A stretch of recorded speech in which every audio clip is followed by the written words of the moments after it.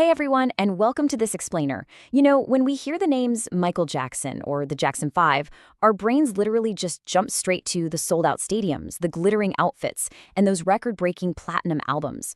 We kind of just assume they were this inevitable force of nature, right? Well, today, we're going to completely bypass that era of global fame. Instead, we're diving into a story that almost always gets buried beneath all those hits.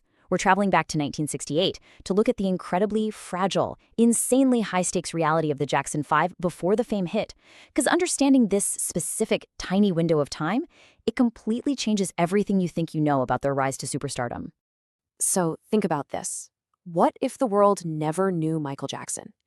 I mean, it sounds impossible, right? It's literally like trying to imagine a world without gravity. But imagine a reality where just a single misstep, maybe a slightly off-key performance, or even one poor choice of song completely erased their future before it even began. Back in 1968, they weren't icons yet, they were just kids, stepping into a seriously unforgiving arena. Part 1, 1968, The Buried Story. This was the absolute do-or-die year, the critical juncture where absolutely nothing was guaranteed for the group. Part 2. Inside the Motown Machine. So what exactly was the Motown Machine? Well, it was a high-stakes entertainment crucible. It was specifically designed to relentlessly push and forge raw talent into global icons. This wasn't just some standard record label handing out contracts to anyone who could hold a tune, no way. It was a ruthless, highly calculated ecosystem headquartered in Detroit, famously known as Hitsville, USA. Actually, Berry Gordy basically modeled their artist development process on a Detroit auto assembly line. You couldn't just walk in and record a hit. You were broken down, stripped of all your amateur habits, and rigorously rebuilt. They demanded absolute perfection, plain and simple. And inside that machine, the Jackson 5 faced a formidable array of gatekeepers. We're talking talent scouts, promoters, and Motown officials. These were heavyweights, people like Bobby Taylor, who originally discovered them, and sharp executives like Suzanne DePass, and of course, Berry Gordy himself. These folks literally held the ultimate power to make or break the group's entire future. They were the judges and the juries of the music industry. And here's the kicker. If even one of these power players decided the group didn't have what it takes, the whole shebang would have ended right there before it even started.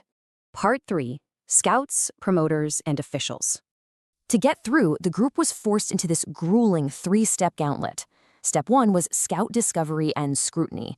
And look, this wasn't just a friendly pat on the back. It was an intense, microscopic evaluation of their raw potential. Then came Step 2, the promoter push. The promoters needed to see if these kids could actually captivate a live, demanding audience. I mean, just imagine being a young kid playing late-night gigs at notoriously tough venues like the Apollo Theater. You're dealing with hecklers, extreme exhaustion, just trying to prove you even belong on a stage. And finally, Step 3, final official approval. This was the ultimate hurdle. You're standing in an audition room in Detroit, staring down the top brass of Motown, knowing that your entire life basically hinges on the next 3 minutes. Talk about pressure. Part 4. One decision from total ruin. The stakes here seriously couldn't have been higher. On one side, you have a single failed decision leading to total ruin. A bad song choice, a quick moment of stage fright, or missing a cue during that critical audition. Game over. But on the other side, surviving the machine and hitting global fame. There was absolutely no middle ground here. There was no such thing as having just an okay career in the Motown machine. You either achieved monumental success or you were discarded. Honestly, the sheer physical and psychological toll of this high-stakes entertainment machine is kind of hard to fathom. The group rehearsed for countless hours after school. They practiced these incredibly complex choreographies until their feet literally blistered.